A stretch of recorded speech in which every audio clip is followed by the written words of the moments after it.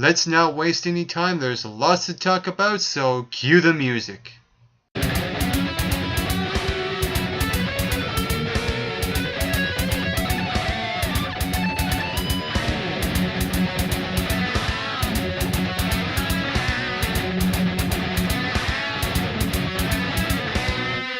Hello all MRBers and welcome to another wrestling related video with me, Mike McRock, one half of the McRock and Bolt Wrestling Review Show, and right now I'm going to deliver to you my preview and predictions for Lucha Underground, Ultima Lucha 2, and let me tell you this, I haven't been excited for a big show like this since NXT TakeOver Respect. That was like last year, somewhere in October. Oh my god. That just goes to show you that the wrestling business really hasn't been the same this year at all. It's really been lacking. But you know what? One of the most redeeming qualities about wrestling right now, it's Lucha Underground. You know, I'm still watching NXT. It's fine, but all Lucha Underground are doing things that are very ballsy and different. You know, it feels like a dramatic TV show more than a wrestling show, which is something I applaud that Lucha Underground has been doing. But that's enough with me talking about Lucha Underground in general. Let's get down to the granddaddy of them all, the matches on the card for Ultima Lucha 2. And heading into this show, like I said, I'm excited, I'm ecstatic. I'm just gonna sit back and watch. However, I will review the show as time rolls on. Let's get right down to it. The first match I'm going to talk about is Cage versus Tejano versus the Mac versus Son of Havoc for a unique opportunity type of match, since it is 4 competitors that Dario Cueto has pointed out, which was completely obvious to you, my sir. You are a genius. Excuse me. Now, to me, this would be a good kickoff match, because this is the least build-up match to this show, and I'm interested into not only the match itself, but what Dario Cueto is talking about what the unique opportunity will possibly be. And let's just put this out there. If the winner of this match gets to face the Lucha Underground champion, let's face it, that's not a unique opportunity. That's been done before. So, to me, that would take away the value of the mystery behind what this could be. And I'm hoping for something that really truly defines the word unique. You see what I did there? Yeah, I saw you. Yeah, okay, never mind. But okay, as opposed to who the winner of this match will be, I'm going to go with Cage to win this, based on his incredible performance he had with the Masa Matanza when he cashed in the Gifts of the Gods title and lost to him. Even though he lost, he put on a really great performance in that match, and based on that, I gotta give the edge to Cage. I won't mind Son of Havoc winning this because he is a fan favorite to the Lucha Ground fans. However, I think this is the match that Cage should win. The next match I'm going to talk about is Taya versus Ivelisse, who is the baddest BI Trans-Canada Highway in Lucha Underground. And to me, Ivelisse is one of the most established women in Lucha Underground right now, much like Sexy Star. You know, they're both well-established, badass women. They really are. And with Taya, you know, she's just coming into Lucha Underground this year. Pairing her up with Johnny Mundo was a really good move. And she's really trying to make a name for herself. And why not establish that by having Taya beat Ivelisse in this match, as long as you have her win clean without any interference to make her even more badass? And I hear that there's a rumor going around that Angelico might be returning. You know, he might, from what I heard, might turn his back on Ivelisse in this match and join Johnny Mundo and his team. Who knows, but I don't think this is the time and place to do it. If you're going to have Taya win clean, let her win clean.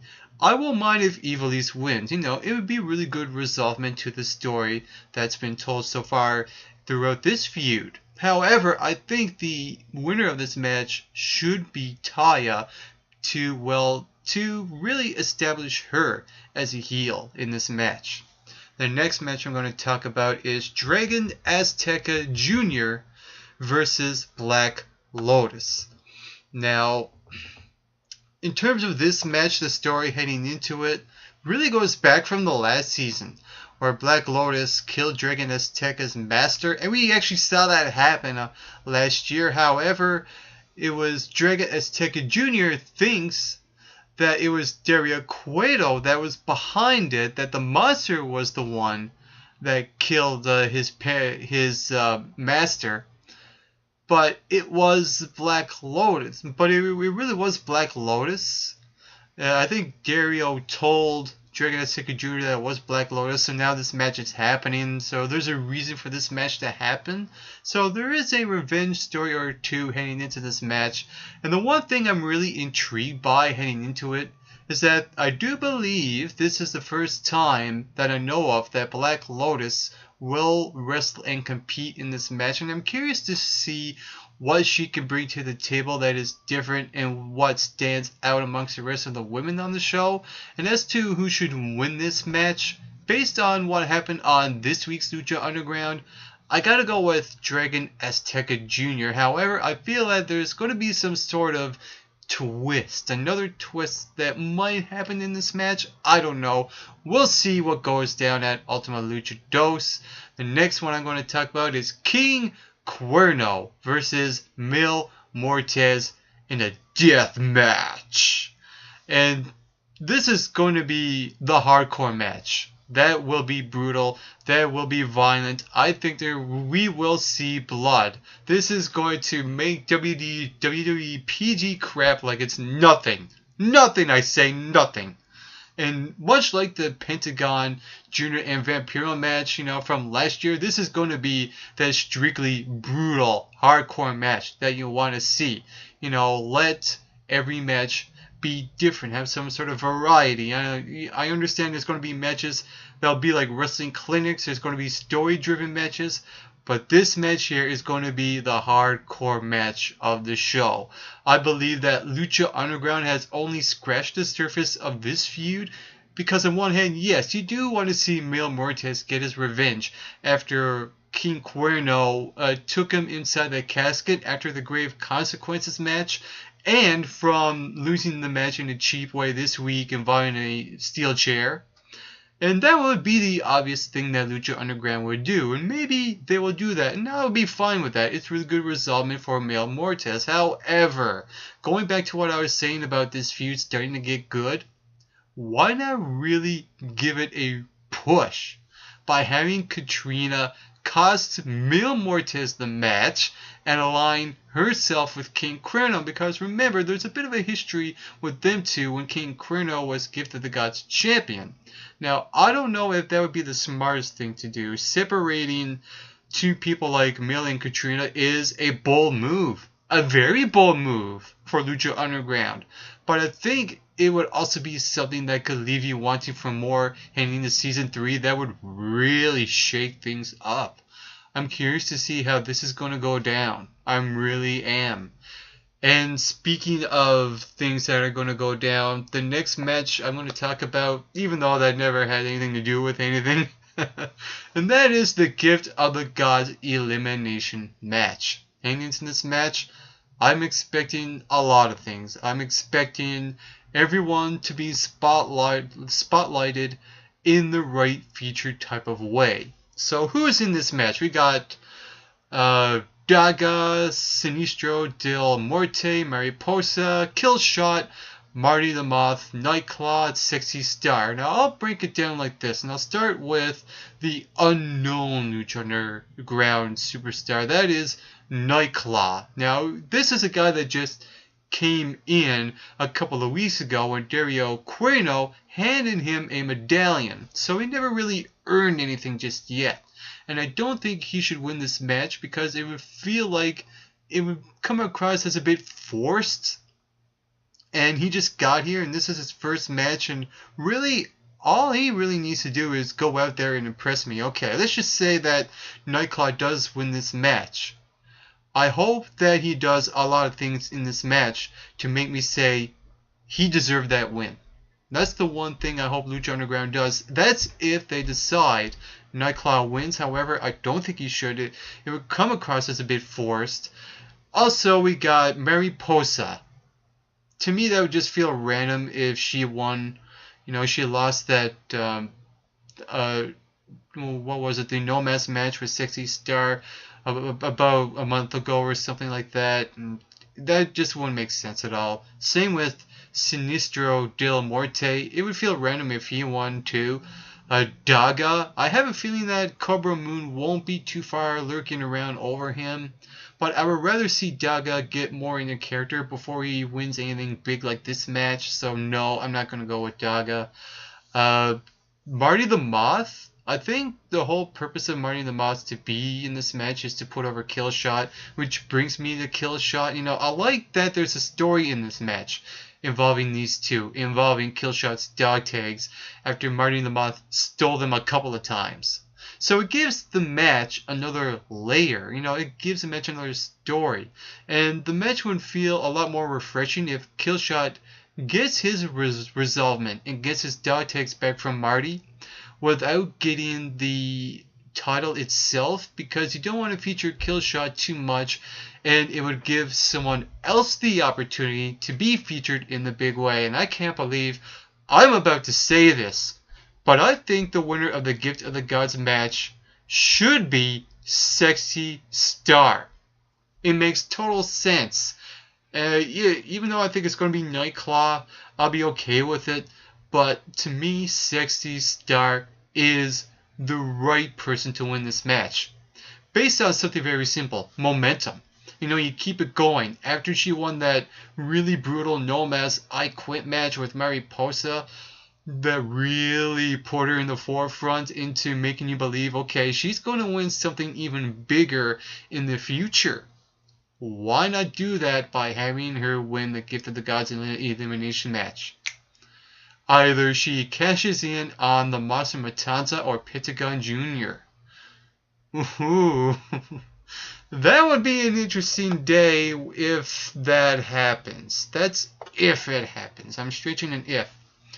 But I'd love to see Sexy Star win this match. I would be ecstatic if she actually won. Alright, next match. Johnny Mundo, PJ Black, and Jack Evans defend the trio's titles against Drago, Aerostar, and Phoenix. Now, there's a couple of things I like heading into this match. One, I like that Johnny Mundo is a champion in Lucha Underground. To me, it's been overdue for quite some time right now. And two, you really want to see Phoenix get his hands on Johnny Mundo, PJ Black, and Jack Evans after they attacked him backstage a few weeks ago. And they really played upon it on the Go Home show this week pretty well when Johnny Mundo hit Phoenix with the title, pinning 1, 2, 3 in that cheap heelish victory. And to me, this is Lucha Underground really teasing you to make you believe that Johnny Mundo will get his. And I mean get his at Ultima Lucha when Phoenix beats him and pins him 1, 2, 3. However, with that said, I really don't see these three guys defending the titles a lot ever since they won the titles. And to me, it would be a complete waste if they lost the titles now in one of their first defenses. And it pains me to say that, even though it would be really cool. And I mean really cool to see Phoenix, Aerostar, and Drago win this match. I think the heels should win because of the fact that they hardly defended the titles anyway. And that having them win in a big match like this would really establish them in a heelish type of way that they would be really good heel champions. I gotta go with Johnny Mundo, PJ Black, and Jack Evans. I'm sorry, but that's just my opinion. Now we're only a couple of matches away. The next one I'm going to talk about, yes, Prince Puma versus Rey Mysterio Jr. Yep. The only thing I have to say about this match if this is going to be the classic awesome dream match that everyone wants to see, including myself, I think Lucha Underground is going to have to be very smart, and I mean very smart, where they place this match. And I understand that there's going to be 3 parts to this show, and to me, it would devastate me, really devastate me, if they give this match away too early in the Ultima Lucha Dos, and you don't want to place this match before other matches on the same night. For example, say like part 2, like say if this match came first on the second part and you have a conclusion of another match, it'd be one of those cases where that other matches would have to top this and follow this. Because I see match of the year written all over this match. I feel that both Rey and Puma are going to put it all out there, especially Rey Mysterio, because it feels like he's been really wanting to come out of his shell ever since he came to Lucha Underground. And what better way to do it at the biggest show of the year when it really matters the most, and against the guy that pretty much the entire series has been built around. You have the guy that won the title last year against Mil Muertes and Ultima Lucha 1, and the guy that pretty much the entire show is built around. And now you get to this year, and I think the best thing to do is a simple passing of the torch when Prince Puma should beat Rey Mysterio. Now, I won't mind if Rey wins, but the only thing he really needs to do is put it all out there. And I don't think Rey Mysterio really needs to win. Like I said, the only thing that Rey needs to do is make Prince Puma the strongest luchador possible. That's the only thing he needs to do. Put Prince Puma over in this match. That's my take. And now we get to the main event. The Monster Matanza versus Pentagon Jr. for the Lucha Underground Championship. Now, before I get to who should win this match, let me just say that the way Lucha Underground has built the Monster Matanza as a monster heel has been a million times better than what that other garbage company has been doing as of late. I'm dead serious. He pretty much steamrolled through the entire roster since he debuted. He went through that big Rumble match where he won the title on his first night, defending it against guys like Mil Muertes in the Grave Consequences match, and against Cage as well in that really strong stiff match. And Matanza has been killing it as a Monster Heel champion. He's one of the best established Monster Heels that Lucha Underground has ever put out there. They've been killing it in terms of how they book their heels. Oh my god, I'm actually floored, because I lower my standards with WWE, and it's just not the same what they do anymore. But with Lucha Underground, I'm pretty much almost loving every single thing that they're doing right now. Now, in terms of the story of Pentagon Jr., really goes back to the whole mystery of who his master was back in Season 1 after his match with Vampiro last year. It was revealed that Vampiro was his master in the same time, having Pentagon Jr. beating Vampiro. And to me, that the best way to follow this up from Ultima Lucha 1 to Ultima Lucha Dos is to have Pentagon Jr. beat the Monster Matanza for the championship to become the new champion. And to me, it's the only way to go, because you already have the Monster beat everyone in sight, and you really don't want to make the Monster invincible. Everyone needs some sort of vulnerability in any kind of way, and it gives them much more depth in the character, and you would believe that they could actually be beat. And the last time Pentagon Jr. was vulnerable was when the monster broke him and he went into the ambulance with Vampiro. So it really makes sense. You know, you want to have Pentagon Jr. really finally break the monster. And you want to feel that with Pentagon Jr. And you really do heading into this match. The only little thing I'm disappointed on is that there's no specific stipulation. However, I feel that it's going to be some sort of no DQ type of match where there must be a definitive winner and that the match really should deliver the goods. I think this will be the match that will be the match of the night, that will deliver the goods, that will steal the show, with no offense to the other matches. You know, this will be the match on the card. Pentagon Jr. should be the winner of this match. And you get that whole thing. Here's a good picture moment. Pentagon Jr. with the title, raising his hand with Vampiro. I expect Vampiro to interfere in this match because Dario Cueto might as well. So we'll see what will all go down at Ultima Lucha 2. Those are my predictions for the show, and my question to you: what are your predictions for Ultima Lucha 2? Whatever they are, feel free to leave those comments right here in the comment section below. And you can also hit that subscribe button down below this video as well to become an MRBer on this wrestling review show.